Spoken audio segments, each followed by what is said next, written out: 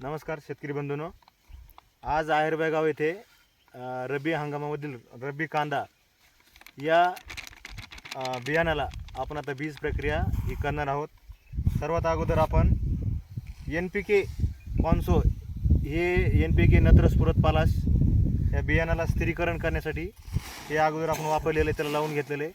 त्याच्यानंतर ते ट्रायकोगार्ड आहे, त्याच्यामध्ये ट्रायकोडर्माचे जीवाणू आहेत, पावडर आहे। आपण आता हे बियाणं लावणार आहोत।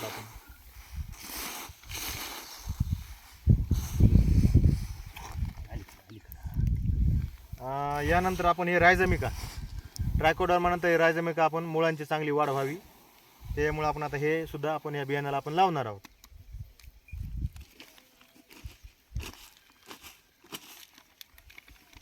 आहेरगावमधील प्रगतशील शेतकरी श्री शिवाजी उत्तम फुलझळके हे 12 किलो रब्बी कांद्याचं उत्पादन आता घेणार आहेत। आता त्यांना ह्याची पेरणी करायची आहे, त्याच्यामुळे आपण आता रोप टाकायचे आणि त्यामुळे आपल्याला अगोदर ते बीज प्रक्रिया करून घेऊ राहिलेत बियाणाला।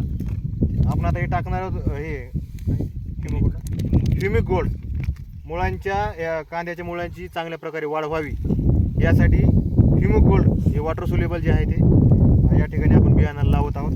त्यांनी बिळांची चांगली रोपांच्या मुळांची चांगली वाढ होणार आहे।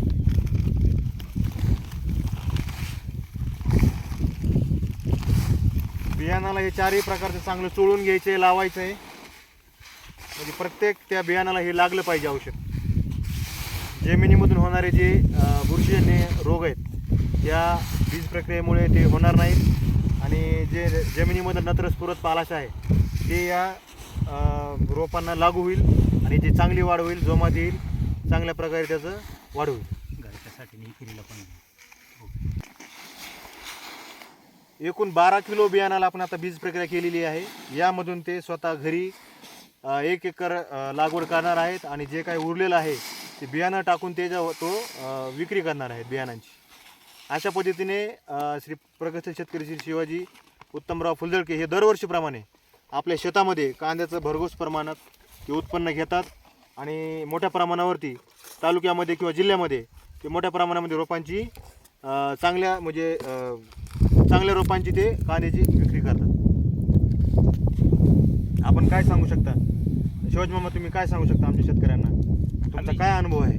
हमेशा करता 30-35 वर्षाचा माझा अनुभव आहे। मी रोप विक्री पहिल्यापासून करतो आणि आता इथून पुढं असं आता हे जमाना असा आला कॅम्प्युटरचा, त्याच्यामुळे मी असं केलं की बाबा आता डुप्लिकेट कुणालाच नाही द्यायचं, त्याच्यामुळे ओरिजिनल विकायचं आणि चांगलं विकायचं। बरोबर। सगळ्यात मेन गोष्ट ते शुद्ध बीजापोटी फळे रसाळ गोमटी या हिशोबाने डुप्लिकेट नको आहे। माझ्याबरोबर बाकीचे शेतकरी सुधारावं अशी माझी भावना आहे, त्याच्यामुळं आपल्याला बेकार काहीच द्यायचं नाही, एकदम प्युअर आणि चांगलं द्यायचं आहे असं माझा हिशोब आहे। बीज प्रक्रिया केल्यामुळे काय फायदा होतो आपल्या शेतकऱ्यांना, काय सांगणार?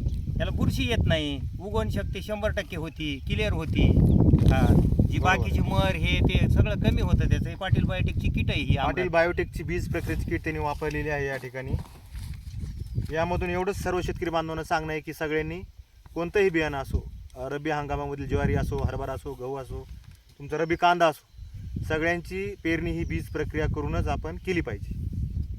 ठीक आहे, धन्यवाद।